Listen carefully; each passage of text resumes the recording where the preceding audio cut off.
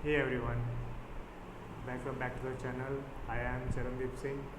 ਅਸੀਂ ਜੋ ਆਲਰੇਡੀ ਚੱਲ ਰਹੀ ਸੀ ਮੈਥਮੈਟਿਕਸ ਸੀਰੀਜ਼ ਜੋ ਕਿ ਕਨਸੈਪਟ ਵਾਈਜ਼ ਸੀਗੀ ਉਹਦੇ 4 ਚੈਪਟਰਸ ਕਰ ਲਏ ਨੇ up to quadratic equations for class 10th। Now ਅਸੀਂ ਇਹਨਾਂ ਦੇ NCERT ਕੁਐਸਚਨਸ ਵੀ ਨਾਲ ਕਰਾਂਗੇ, ਰਾਈਟ। ਪਹਿਲਾਂ 4 ਚੈਪਟਰ ਦੇ NCERT ਕੁਐਸਚਨਸ ਫਿਨਿਸ਼ ਕਰਕੇ ਦੈਨ ਆਪਾਂ 5th ਚੈਪਟਰ ਤੋਂ ਕਨਸੈਪਚੁਅਲ ਪਲੱਸ NCERT ਨਾਲ ਕਰਾਂਗੇ, ਰਾਈਟ। ਹੁਣ ਜਿਸ ਕੁਐਸਚਨ ਜੋ ਚੈਪਟਰਸ ਦੇ ਆਪਾਂ ਆਲਰੇਡੀ ਕਨਸੈਪਚੁਅਲ ਕੁਐਸਚਨਸ ਕਰ ਲਏ ਨੇ ਤਾਂ ਉਹ ਤੁਸੀਂ ਵੀਡੀਓ ਸਾਰੀਆਂ देख सकते हो। अदरवाइज जो नवे NCERT क्वेश्चन ने मैं नाल कराई जावांगा एंड जो भी उस कॉन्सैप्ट यूज़ होएगा आप नाल भी यूज़ करांगे, नाल समझ लेंगे, राइट। सो स्टार्ट करांगे आप फर्स्ट चैप्टर तो। First chapter that is real numbers, okay.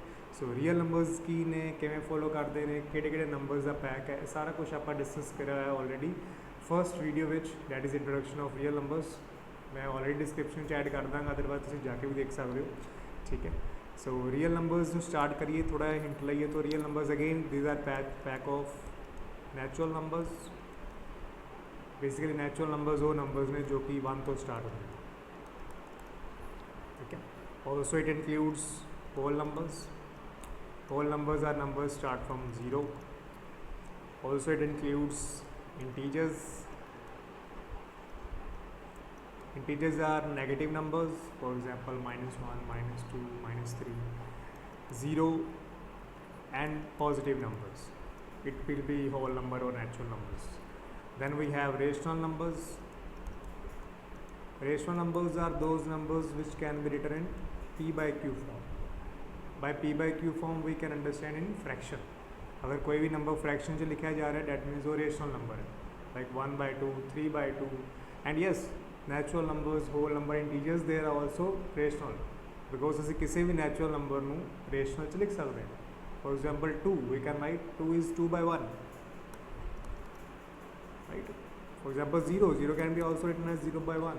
सो असी किसी भी नैचुरल, इंटीजर या होल नू भी रेशनल च लिख सकते हैं। At then at last we have irrational numbers.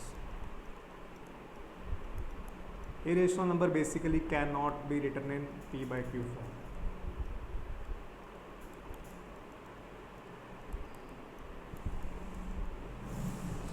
मीनस जो नंबर्स फ्रैक्शन च नहीं लिखे जा सकते वो इरेशनल होंगे। एंड इन्होंने नंबर सारे का combination natural, whole, integer, rational तो रेशनल आप कहने रियल नंबर्स। सो अगर आप शॉर्ट च दसना हो तो रियल नंबर्स वो नंबर्स ने जो कि नंबर लाइन के उपर लोकेट किए जा सकते हैं, ठीक है। नंबर लाइन समझते हो ना, start 0, 1, 2 then -1, -2 proper number line अगर आप लोकेट कर सकते हैं, चाहे वो नैगेटिव है, पॉजिटिव है, होल है, 0 है, दैन रेशनल है, इरेशनल है, दैन वी से it is a real number.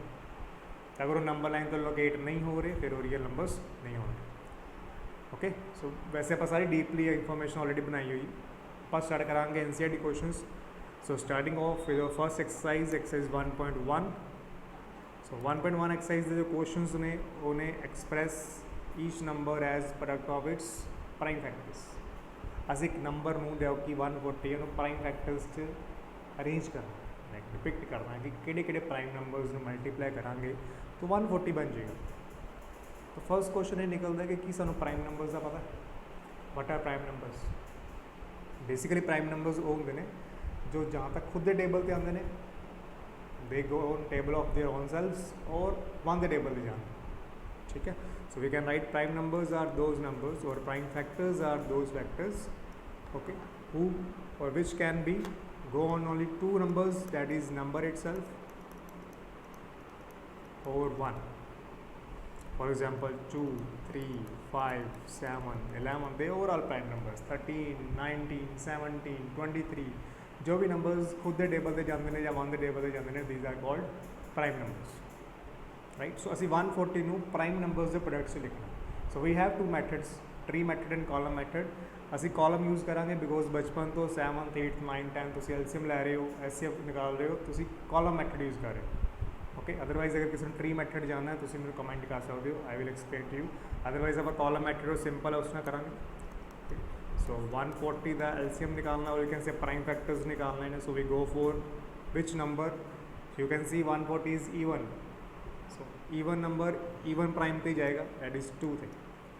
So 2 70s are 140, then again 70 is even तो 2 पे जाएगा, 2 35s are 70, Now 35 is odd, but we know it have 5 as the unit place. So कोई भी number अगर last place से 5 है तो 5 टेबल देता जाता ही जाता है. So we go for 5. 5 sevens are 35 and class 7 ones are 7. So we can write 140 is 2 multiplied by 2 multiplied by 5 multiplied by 7. So this is the arrangement or expression of 140 in product of its prime numbers. हाँ अगर scientific form से लिखना चाहते हो you can write 2 square. Square means because दोनों की power 1 है तो बेस सेम पावर ऐड हो जाएगी multiply by 5 multiply by 7. Okay so ये थोड़ा फर्स्ट क्वेश्चन बड़ा सिंपल क्वेश्चन सीगा. ऑलरेडी आप सोल्यूशनस ਇਹਦੇ ਕਰ ਚੁੱਕੇ ਨੇ ਜਾਂ ਕਰਦੇ ਪਏ ਆ. ਜਦੋਂ ਵੀ ਆਪਾਂ ਐਲਸੀਐਮ ਨਿਕਾਲਦੇ ਆ 7th 8th ਵਿੱਚ 9th ਵਿੱਚ ਜਾਂ ਜਦੋਂ ਵੀ ਆਪਾਂ ਕੋਈ ਕੁਐਸਚਨ ਕਰਦੇ ਆ ਐਸਾ ਕਿ ਸਾਨੂੰ ਐਲਸੀਐਮ ਦੀ ਨੀਡ ਪੈਂਦੀ ਆ ਆਪਾਂ ਪ੍ਰਾਈਮ ਫੈਕਟਰਸ ਨਿਕਾਲਦੇ ਆ ਤਾਂ same matrix. Going for question number 2, again express each number as product of its prime number. Now number is 156. अगर 156 की गल करो तो again 156 एक even number. So even number goes on even table. So what is even prime number? Okay, there is only one even prime number, that is 2.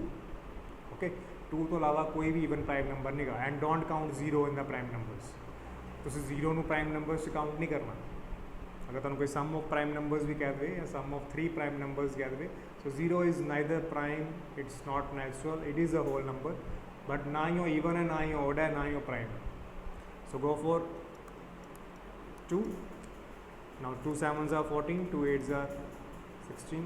Basically मैं mind च किया तुम प्रॉपर लॉन्ग डिवीजन ਨਾਲ solve भी कर सकते हो कि किवें है 78. देखो 156, 2 sevens are 14 and 16, so 2 8s are 16. 78. Again 78 is even, so we go for 2. 2 3s are 6, then 2 9s are 18. Again तुसी लॉन्ग डिवीजन कर सकते हो पर बेसिकली अपनी थोड़ी मैमरी इस तरह बनाओ कि तुसी कुछ क्वेश्चनस तो माइंड च कर सको बिकॉज बोर्ड का पेपर काफ़ी लेंथी होंगे तो सारा कुछ ही सॉल्व नहीं कर सकते. सानू कुछ चीज़ा माइंड च करनी पैंदियां ने. And 39 we knew both numbers are going table of 3. 3 ones are 3, 3 these are 9, and at last 13. So we can write 156 as 2 multiplied by 2 multiplied by 3 multiplied by 13, which can also be written as 2 square multiplied by 3 multiplied by 13. So these are the first two questions, that is 140 in the form of product of prime numbers and 156. I hope तुम समझ लगे होंगे. Basically आप 140 and 156 ਨੂੰ ਉਹ numbers 'ਚ depict ਕੀਤਾ ਜੋ ਪ੍ਰਾਈਮ ਫੈਕਟਰਸ ਦੇ ਪ੍ਰੋਡਕਟਸ 'ਚ ਲਿਖੇ ਜਾ ਸਕਦੇ ਨੇ. ਤੁਹਾਡਾ ਕੰਮ ਇਹ ਹੈ ਕਿ ਪ੍ਰਾਈਮ ਫੈਕਟਰਸ ਨੂੰ ਜਾਣਨਾ ਕਿ ਪ੍ਰਾਈਮ ਫੈਕਟਰਸ ਕੀ ਨੇ. ਤੁਸੀਂ ਗਲਤ ਪ੍ਰਾਈਮ ਫੈਕਟਰਸ ਨਹੀਂ ਲੈ ਸਕਦੇ. ਅਗਰ ਪ੍ਰਾਈਮ ਫੈਕਟਰਸ ਤੁਹਾਨੂੰ ਕਲੀਅਰ ਨੇ ਉਸ ਤੋਂ ਬਾਅਦ ਸਿੰਪਲ ਤੁਸੀਂ ਕਾਲਮ ਮੈਥਡ ਯੂਜ਼ ਕਰੋਗੇ ਐਂਡ ਨੰਬਰਸ ਨੂੰ ਉਹਨਾਂ ਦੇ ਪ੍ਰੋਡਕਟ ਵਿੱਚ ਲਿਖ ਦਿਓ. Right. So next question start करेंगे. Question was express number 3825 as product of its prime factors. So first चीज़ हमें पता है कि 3825 the last है 5 है, so 5 टेबल तो obviously जाएगा है, right? So we go for 3825 on table of 5.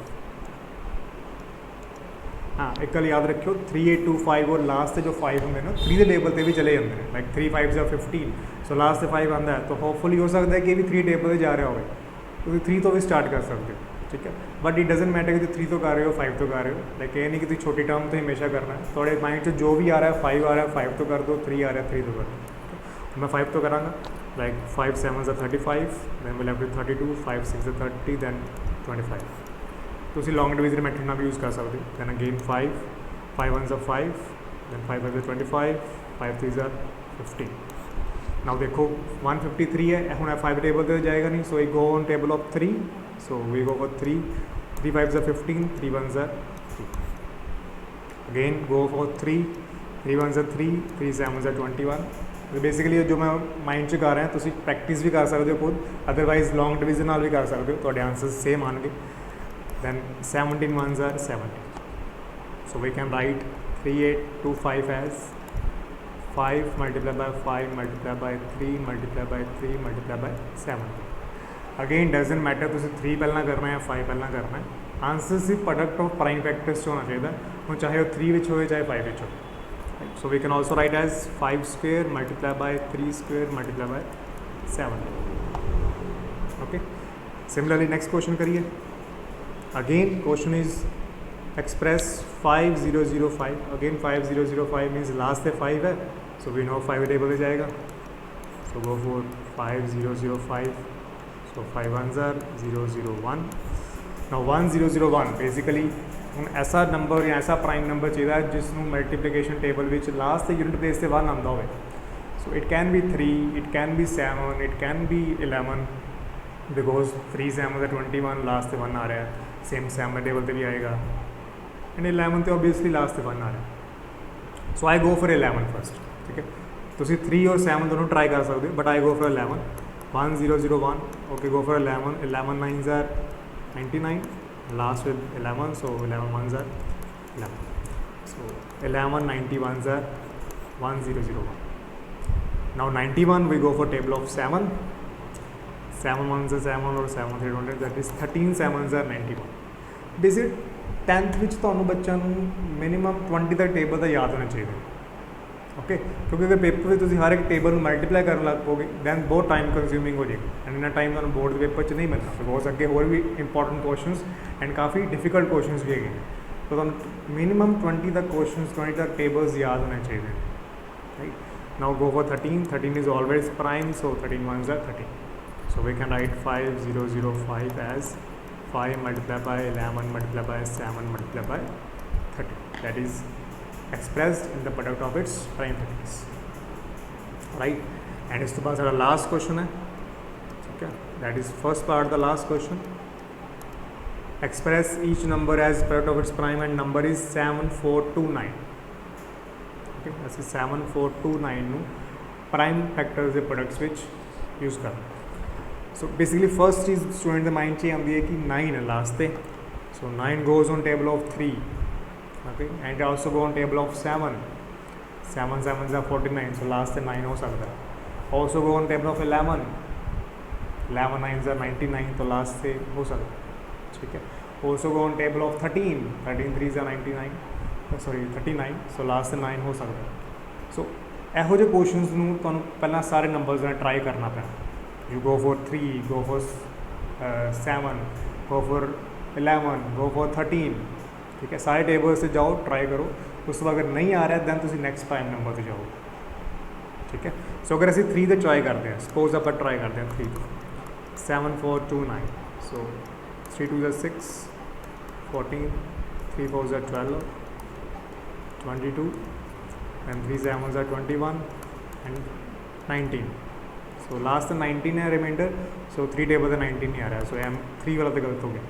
Okay, next अगर आप 7 ऊपर जावांगा 7429. Go for 7. 7 1s are 7, then 4 again 2 भी लेना पड़ेगा, सो 0 लगावांगे क्योंकि 2 नंबर्स नीचे कैरी कितने ने, तो we put 0. Then 7 6s are 42. Again 9 है, तो 7 टेबल तो 9 ते आ नहीं सकता, सो यह भी गलत हो गया. अगर असी 11 ते जाने की कोशिश करांगे 11 6 are 66, we left with 8 and 82. and 11 7s are 77 59. so again 11 table 59 possible ही नहीं का. that means सारे पॉइंट चांस आ रहे हैं. so it don't go for 3, doesn't go for 7 and doesn't go for 11. so now left with 13 17 19 and next terms. so तुम 13 भी try कर सकते हो, 17 भी कर सकते हो. बट माई इंट्यूशन से ही मैं 17 ट्राई करता. ठीक है, 7429. go for 17. now 17 4s are 68. we left with 6 2, right. 14 to 8 is 6 and right. then 17 3s are 51. I left with 11 and carry 9. now 17 7s are 190. so yeah, it go for 17. so try करते हैं 7429 17, so it is 437. Again अगर मैं 17 तक किसी numbers में use करके निकल गया दैट मीन्स जो 13 तक भी नहीं आएगा, तो इसका मतलब जो 437 है यह भी 13 तक किसी नंबर तो नहीं आएगा. तो हम दोबारा 437 ਨੂੰ 3 ਤੇ 7 ਤੇ 11 ਤੇ 13 ਤੇ ट्राई करने की कोई नीड नहीं है. ओके, समझे कोई गल नहीं. आप पूरे बिकॉज फैक्टर्स का मतलब है कि किसी टेबल से आवे पर वो 13 तक ही नहीं आ रहा है, डैट मीनस वो 17 तो बाद ਹੁਣ 19 ਤੇ ਜਾ ਸਕਦਾ ਹੈ, ਪਰ ਉਹ ਪਿਛਲੇ 13 11 ਕਿਤੇ ਨਹੀਂ ਜਾਏਗਾ ਹੁਣ। ਆਪਾਂ 437 ਨੂੰ ਟਰਾਈ ਕਰਾਂਗੇ 19 ਦੇ ਉੱਪਰ। So 19 2s are 38, so it is 57, so 19 3s are 57. So 19 and we'll have fit 23 as a quotient. So 23 is the prime number, so next prime number है 23. That means 7429 से लिखांगे 17 multiplied by 19 multiplied by 23 the farm ਵਿੱਚ। ना ही ये number 3 ਤੇ ਜਾਏਗਾ, ना ही 7 ਤੇ, ना ही 11 ਤੇ, ना ही 13, ये डायरैक्टली जा रहा है 17। ਤੁਹਾਨੂੰ ਇਹ ਕੁਝ ਚੀਜ਼ਾਂ ਟਰਾਈ ਕਰਨੀ ਪੈਣਗੀਆਂ, ਲਾਈਕ ਸਮਸ ਕੰਪਲੈਕਸ ਹੋਣਗੇ, ਕਈ ਜਿਹੜੇ ਕੰਪਲੈਕਸ ਸਾਹਮਣੇ ਆਪਾਂ ਇਸ ਤਰੀਕੇ ਨਾਲ ਹੀ ਟਰਾਈ ਕਰਾਂਗੇ, ਰਾਈਟ। ਸੋ ਇਹ ਸੀਗਾ ਤੁਹਾਡਾ ਫਸਟ ਪਾਰਟ, ਫਸਟ ਐਕਸਰਸਾਈਜ਼ ਦਾ। ਨੈਕਸਟ ਵੀਡੀਓ 'ਚ ਆਪਾਂ ਨੈਕਸਟ ਪਾਰਟ ਟਰਾਈ ਕਰਾਂਗੇ। ਅਸੀਂ ਟਰਾਈ ਕਰਾਂਗੇ ਕਿ ਸਾਰੀ ਵੀਡੀਓਜ਼ ਆਪਾਂ 2-3 ਪਾਰਟਸ 'ਚ ਖਤਮ ਕਰ ਦਈਏ, ਠੀਕ ਹੈ। ਐਂਡ ਸਿਰਫ ਇੰਪੋਰਟੈਂਟ ਚੀਜ਼ਾਂ ਹੋਣਗੀਆਂ, ਕੋਈ ਫਾਲਤੂ ਟਾਈਮ ਵੇਸਟ ਨਹੀਂ ਹੋਏਗਾ ਤੁਹਾਡਾ, ਕਿਉਂਕਿ ਸਟੂਡੈਂਟਸ ਆਲਰੇਡੀ ਬਹੁਤ ਸਾਰਾ ਰਿਵੀਜ਼ਨ ਵਾਲਾ ਕੰਮ ਹੁੰਦਾ ਹੈ। ਸਿੰਪਲ ਜੋ ਇਨਫੋਰਮੇਟਿਵ ਚੀਜ਼ ਹੋਏਗੀ ਸਿਰਫ ਤੁਹਾਡੇ ਲਈ ਉਹੀ ਹੋਏਗੀ, ਓਕੇ। ਆਈ ਹੋਪ ਤੁਹਾਨੂੰ ਵੀਡੀਓ ਸਹੀ ਸਮਝ ਲੱਗੀ ਹੋਏਗੀ। ਇੱਕ ਵਾਰੀ ਦੁਬਾਰਾ ਸਾਰੇ ਕੁਐਸਚਨਸ ਨੂੰ ਦੇਖੋ, ਰਿਵਾਈਜ਼ ਕਰੋ। ਬੇਸਿਕਲੀ ਰੀਅਲ ਨੰਬਰਸ ਦਾ ਬੇਸ ਹੈ ਤੁਹਾਡਾ, ਸਾਰੇ ਨੰਬਰਸ ਦਾ addition, that is natural, whole, integers, rational and starting ਹੋ ਰਹੀ ਹੈ ਪ੍ਰਾਈਮ ਨੰਬਰਸ ਤੋਂ। ਐਂਡ ਇਹ ਸਿਰਫ ਬੇਸਿਸ ਨੇ ਕਿ ਆਪਾਂ ਲਿਖਾਂਗੇ ਕਿਸ ਤਰੀਕੇ ਨਾਲ, ਬਿਕੋਜ਼ ਕੁਐਸਚਨਸ ਜੋ ਆਉਂਦੇ ਨੇ ਇਸ ਤੋਂ ਅਲੱਗ ਤਰੀਕੇ ਨਾਲ ਆਉਂਦੇ ਨੇ। ਐਂਡ ਉਹ ਕੁਐਸਚਨਸ ਆਪਾਂ ਆਲਰੇਡੀ ਕੰਸੈਪਟ ਵਾਈਜ਼ ਜੋ ਕੀਤੇ ਸੀਗੇ ਫਸਟ ਵੀਡੀਓਜ਼ 'ਚ ਆਪਾਂ ਕਰ ਚੁੱਕੇ, ਰਾਈਟ। ਐਂਡ ਆਪਾਂ ਹੋਰ ਵੀ ਟਰਾਈ ਕਰਾਂਗੇ ਨਾਲ ਨਾਲ। ਸੋ ਆਈ ਹੋਪ ਤੁਹਾਨੂੰ ਸਮਝ ਲੱਗਾ ਹੋਏਗਾ, ਠੀਕ ਹੈ। ਐਂਡ ਨੈਕਸਟ ਆਪਾਂ ਨੈਕਸਟ ਪਾਰਟ 'ਚ ਕਰਾਂਗੇ। So thank you so much. ਤੁਸੀਂ ਇਸ ਵੀਡੀਓ ਨੂੰ ਦੇਖੋ, ਸਮਝੋ। ਅਗਰ ਕੋਈ ਵੀ ਕੁਐਸਚਨ ਹੈ ਤੁਸੀਂ ਮੈਨੂੰ ਪੁੱਛ ਸਕਦੇ ਹੋ, ਮੈਂ ਆਪਣੀ ਈਮੇਲ ਆਈਡੀ ਮੈਂਸ਼ਨ ਕਰ ਦਾਂਗਾ ਡਿਸਕ੍ਰਿਪਸ਼ਨ ਦੇ ਵਿੱਚ, ਤੁਸੀਂ ਮੈਨੂੰ ਮੈਸੇਜ ਕਰ ਸਕਦੇ ਹੋ। ਪਰਸਨਲ ਗਾਈਡੈਂਸ ਚਾਹੀਦੀ ਹੈ ਕੋਈ ਵੀ, ਐਂਡ ਉਸ ਤੋਂ ਬਾਅਦ ਆਪਾਂ ਨੈਕਸਟ ਪਾਰਟ ਨੈਕਸਟ ਡਿਸਕਸ ਕਰਦੇ ਹਾਂ, right. Okay, thank you everyone.